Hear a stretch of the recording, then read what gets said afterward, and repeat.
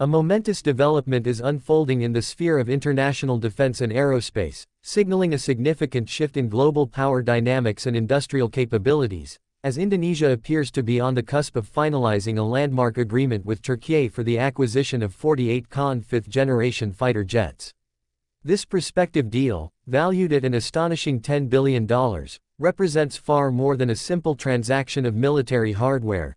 It is a profound statement of strategic intent from both Jakarta and Ankara, poised to reshape the security landscape of Southeast Asia and cement Turkey's position as a premier developer and exporter of advanced defense technology. The finalization of this historic pact is reportedly anticipated to occur during the highly anticipated Indo-Defense 2025 Expo and Forum in Jakarta, an event that will serve as a global stage for what could be the Turkish defense industry's most significant export achievement to date. The intricate and high-level negotiations paving the way for this agreement have been personally spearheaded by Professor Dr.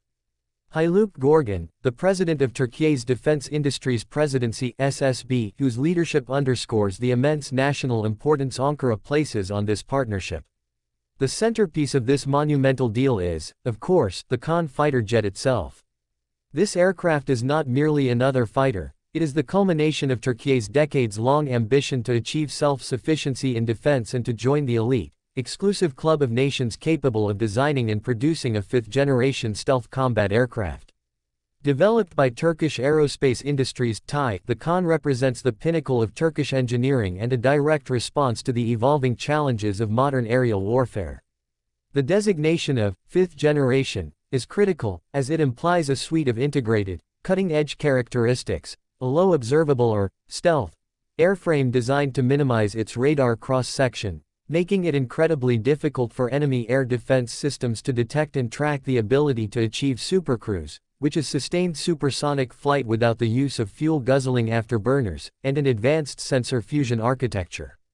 This fusion technology, powered by a sophisticated active electronically scanned array (AESA) radar and a 360-degree electro-optical targeting system, allows the pilot to have unparalleled situational awareness, seamlessly integrating data from onboard sensors and off-board platforms into a single, coherent picture of the battlefield.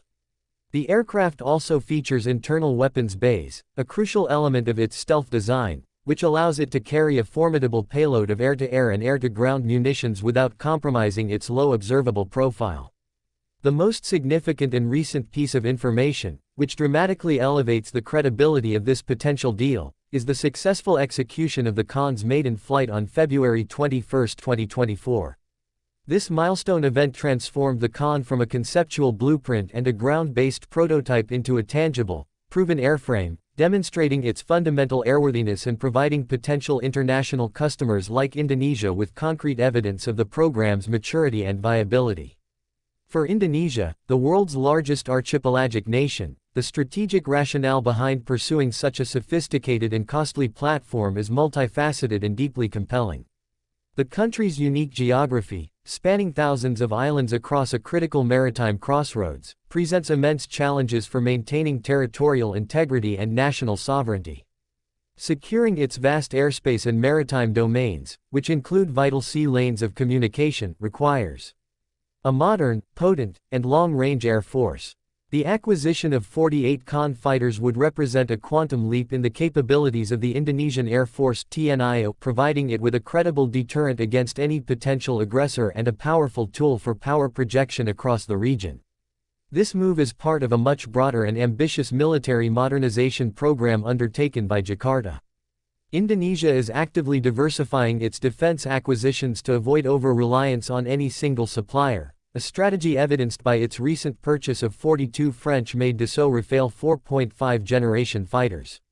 The potential addition of the KAAN would create a formidable high-low mix within the Indonesian Air Force, with the stealthy KAAN jets acting as the high-end asset, tasked with penetrating contested airspace and neutralizing advanced air defenses, while the highly capable Rafales would serve as versatile workhorses for a wide range of other missions.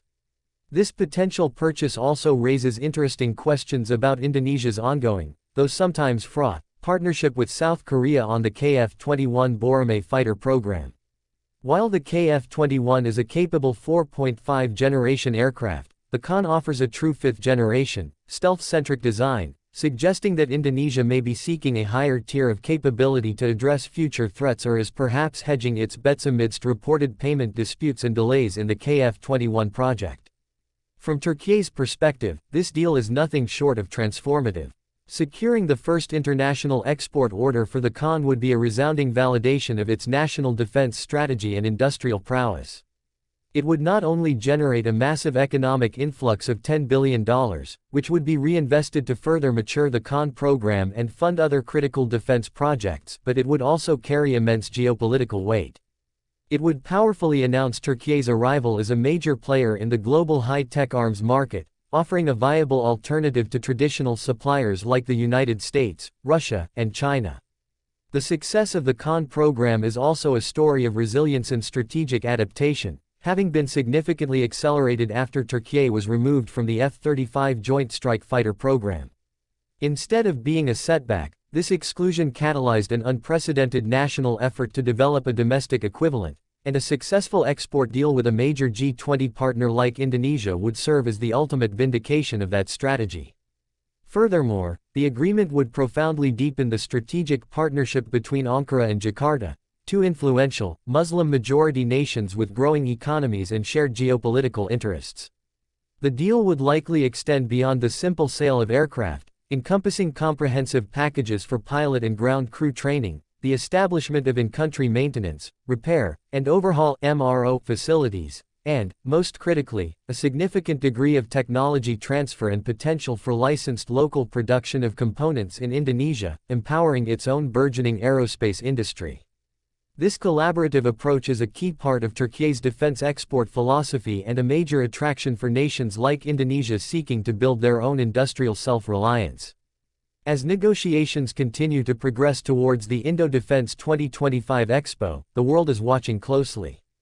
The finalization of this agreement would not just be a headline-grabbing defense sale, it would be a clear indicator of a new, multipolar world order where rising powers are increasingly shaping their own destinies and the global security architecture.